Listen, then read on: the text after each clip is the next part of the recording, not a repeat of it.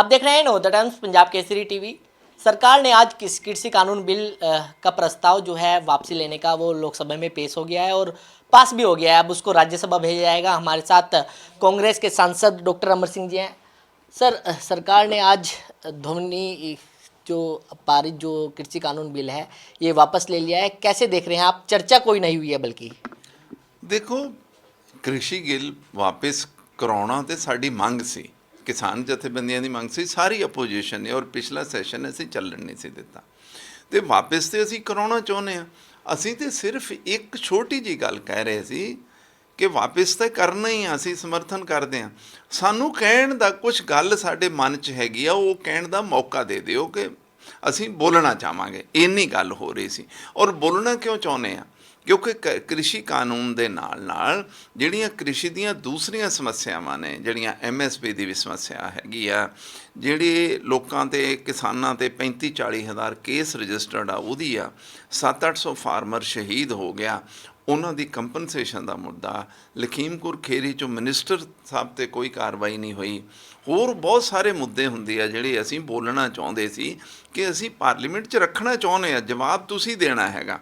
ਪਰ ਉਹ ਮੌਕਾ ਹੀ ਨਹੀਂ ਦੇਣਾ ਚਾਹੁੰਦੇ ਕਿਉਂਕਿ ਉਹਨਾਂ ਨੂੰ ਲੱਗਦਾ ਹੈਗਾ ਕਿ ਅਗਰ ਅਨਕੰਫਰਟੇਬਲ ਕੁਐਸਚਨ ਜਾਂ ਮੁੱਦੇ ਚੁੱਕਣਗੇ ਤੇ ਉਹਦਾ ਜਵਾਬ ਦੇਣਾ ਪਏਗਾ। ਉਹ ਅਵੋਇਡ ਕਰਨਾ ਚਾਹੁੰਦੇ ਸੀ, ਇਸ ਕਰਕੇ ਇੱਕ ਤਰਫਾ ਉਹਨਾਂ ਨੇ ਕਰਤਾ ਹੈਗਾ। लेकिन जिस तरीके से ध्वनि मत से जो बिल लोकसभा के अंदर पास हुआ और अब राज्यसभा भेजा जाएगा, लगता है कि किसानों की जो मांग थी वो पूरी हो गई है। अब किसान जो है अपनी दूसरी मांग MSP को लेकर अब वो कह रहे हैं कि उस पर भी जो है कानून बनाया जाए। ਇਹ ਤਾਂ ਉਹ ਸ਼ੁਰੂ ਤੋਂ ਹੀ ਉਹਨਾਂ ਦੀ ਮੰਗ ਸੀ। ਜਦੋਂ ਈਵਨ ਜਦੋਂ 10-11 ਮੀਟਿੰਗਾਂ ਕੋਆਰਡੀਨੇਸ਼ਨ ਦੀਆਂ MSP ਤੇ ਉਦੋਂ ਵੀ ਉਹ ਮੰਗ ਕਰਦੇ ਸੀ, ਔਰ MSP ਉਹਨਾਂ ਨੂੰ ਦੇਣੀ ਚਾਹੀਦੀ ਹੈਗੀ ਆ। BJP ਨੂੰ ਦੇਣੀ ਚਾਹੀਦੀ ਆ ਉਹ MSP, ਬਿਲਕੁਲ ਦੇਣੀ ਚਾਹੀਦੀ ਆ। मैं उस गल 'ਚ ਉਹਨਾਂ ਨਾਲ सहमत ਹਾਂ। लेकिन सर, कुछ फसलों को लेकर हरियाणा और पंजाब की बात करें तो वहाँ पर MSP जो है फसलों पर खरीदी जाती है दूसरे राज्यों की अपेक्षा। कैसे देख रहे हैं? आपकी लगता नहीं कि इससे सरकारों को नुकसान होगा? अच्छा ये बताओ, किसी बाहर वाले कंट्री से कोई चावल आ जाए या गेहूं आ जाए, वो तो ऑब्जेक्शन हो सकता है। अगर राजस्थान के किसी फार्मर ਨੂੰ ਉੱਥੇ MSP नहीं मिल ਰਿਹਾ, ਪਹਿਲੀ ਗੱਲ ਤੇ ਸਰਕਾਰ ਨੂੰ ਸੁਨਿਸ਼ਚਿਤ ਕਰਨਾ ਚਾਹੀਦਾ ਕਿ ਰਾਜਸਥਾਨ 'ਚ ਉਹਦਾ MSP ਮਿਲੇ, ਮੱਧ ਪ੍ਰਦੇਸ਼ 'ਚ ਉਹਦਾ MSP ਮਿਲੇ, UP 'ਚ ਮਿਲੇ, ਬਿਹਾਰ 'ਚ ਮਿਲੇ। ਜੇ ਕਿਸੇ ਕਿਸਾਨ ਨੂੰ ਇਹ ਮਹਿਸੂਸ ਹੋ ਰਿਹਾ ਕਿ ਮੈਂ ਆਪਣੀ ਜਗ੍ਹਾ MSP ਨਹੀਂ ਮਿਲ ਸਕਦੀ, ਮੈਨੂੰ ਇੱਥੇ ਘੱਟ ਭਾਅ ਮਿਲ ਰਿਹਾ, ਪੰਜਾਬ ਔਰ ਹਰਿਆਣਾ 'ਚ ਜਾ ਕੇ ਮਿਲ ਰਹੀ ਹੈ, ਮੈਂ ਉੱਥੇ ਵੇਚ ਦੇਣਾ, ਉਹ ਸਾਡਾ ਕਿਸਾਨ ਹੈਗਾ, ਹਿੰਦੁਸਤਾਨ ਦਾ ਕਿਸਾਨ ਹੈਗਾ। ਉਹਨੂੰ ਕਿਉਂ ਉਹ ਇੰਨੀਆਂ ਇਹਨਾਂ ਨੇ ਉਹਦੇ 'ਤੇ ਸ਼ਰਤਾਂ ਲਾਈਆਂ ਹੋਈਆਂ ਨੇ ਔਰ ਇੰਨਾ ਜ਼ਿਆਦਾ ਮਨਾ ਕਰ ਰਹੇ ਆ। ਤਾਂ ਫਿਰ ਤੁਸੀਂ ਉਸ ਸਟੇਟ ਵਿੱਚ ਜਿਸ ਸਟੇਟ ਦੇ ਕਿਸਾਨ ਆ ਰਹੇ ਆ ਸੌਰੀ, ਉਸ ਸਟੇਟ ਦੇ ਸਰਕਾਰ ਨੂੰ ਕਹਿ ਕੇ ਉੱਥੇ MSP ਕਿਉਂ ਨਹੀਂ ਦਵਾ ਦਿੰਦੇ? ਫਿਰ ਕਿਸਾਨ ਨਹੀਂ ਆਉਣਗੇ। ਇਹੀ ਤਾਂ ਮੁੱਦਾ ਹੈਗਾ। ਕਿਸਾਨ ਦੂਸਰੀ ਜਗ੍ਹਾ ਕਿਉਂ ਜਾਂਦਾ MSP 'ਤੇ ਵੇਚਣ? ਕਿਉਂਕਿ ਉਹ ਜਿੱਥੇ ਦਾ ਹੈਗਾ ਉੱਥੇ ਉਹਨੂੰ MSP ਮਿਲਦਾ ਨਹੀਂ ਹੈਗਾ। ਉਹੀ ਤੇ ਸਵਾਲ ਹੈ, ਉਹਦਾ हल कर दो। हल नहीं करना चाहते।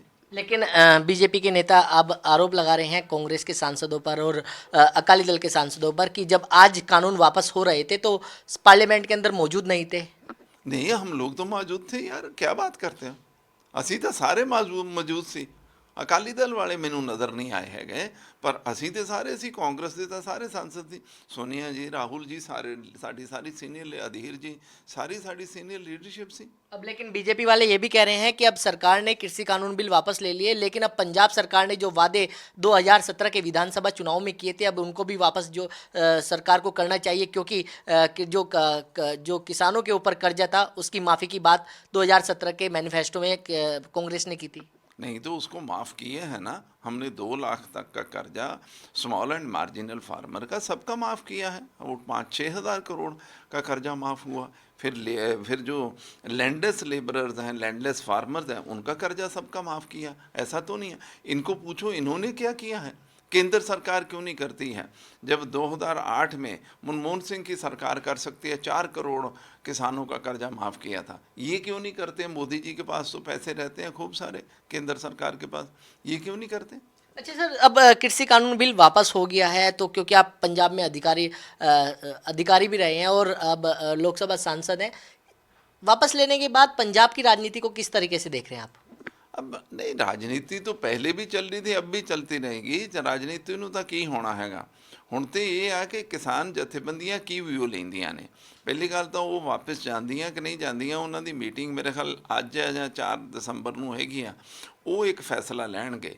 ਔਰ ਕਿਸਾਨ ਜਥੇਬੰਦੀਆਂ ਤੇ ਕਿ ਉਹ ਕੀ ਫੈਸਲਾ ਲੈਂਦੇ ਆ, ਅਸੀਂ ਤਾਂ ਕਿਸਾਨਾਂ ਨਾਲ ਔਰ ਕਿਸਾਨ ਜਥੇਬੰਦੀਆਂ ਨਾਲ ਖੜੇ ਆ, जिस तरह का वो कहेंगे ਅਸੀਂ उस तरह करांगे। नहीं, अगर पंजाब की राजनीति की बात करें, क्योंकि चुनाव नज़दीक हैं, ऐसे में अकाली दल भी तैयारी अपने में जुटा हुआ है, कांग्रेस भी अपनी तैयारी में जुटी हुई है, वहीं आज कैप्टन अमरिंदर सिंह, क्योंकि पूर्व में कांग्रेस की तरफ से थे, वो मुख्यमंत्री थे, आज उन्होंने हरियाणा के जो मुख्यमंत्री है मनोहर लाल खट्टर, उनसे भी मुलाकात की है। क्या लगता है कि अब पंजाब का जो है सिनेरियो बदल रहा है? नहीं देखो, मैं बहुत सारे चैनल ने सवाल पूछे, मैं हमेशा कहा कैप्टन अमरिंदर जी साढ़े बहुत सीनियर लीडर है, साढ़े मुख्य मंत्री रहे आ, वैसे भी पहला भी बहुत सीनियर लीडर, तो मैं उन्होंने बारे पर्सनल कोई कमेंट देना नहीं चाहता है, क्योंकि ਹੁਣ गए है महीना 20 दिन पहला साढ़े तो दूसरी जगह चले गए। और मैं एक गल सब जगह कहना है कि जिन्ने भी वड्डे लीडर मेन नैशनल पार्टी छड्ड के गए आ, उन्हों का बाद च उत्थे जाके कुछ नहीं बनया हैगा। दूसरे हैं देखो, इत्थे तो मुख्य मंत्री बनाए, हरियाणा वाला तो आप मुख्य मंत्री, वो इन्हों नूं की दे देणगे जी? खट्टर साहब कैप्टन साहब नूं की दे देणगे? मोदी साहब उन्होंने हरियाणा का मुख्य मंत्री बना देण कैप्टन साहब नूं, ਅਸੀਂ ਤਾਂ ਬਣਾ ਕੇ ਰੱਖਿਆ ਹੋਇਆ ਸੀ। ਤੇ ਉਹ ਇਸ ਤਰ੍ਹਾਂ ਦੀਆਂ ਗੱਲਾਂ ਕਰਨ 'ਚ ਕੋਈ ਮਤਲਬ ਨਹੀਂ ਹੁੰਦਾ। ਮੁਲਾਕਾਤਾਂ ਹੁੰਦੀਆਂ ਰਹਿੰਦੀਆਂ, पॉलिटिशियन एक दूजे ਨੂੰ ਮਿਲਦੇ ਰਹਿੰਦੇ ਹੈਗੇ। I don't see much into it. अच्छा, अब आपकी सहयोगी जो कांग्रेस के सांसद हैं परनीत कौर, उनका भी स्टैंड जो है वो क्लियर हो गया है कि वो भी अब जो कैप्टन अमरिंदर सिंह के हक में बोल रही हैं और 2022 के चुनाव की बात कर रही हैं। कैसे देख रहे हो आप? नहीं, उन्होंने तो अभी ऐसा कहाँ बोला है, कब बोला? हमने तो उनका कोई बयान नहीं देखा है।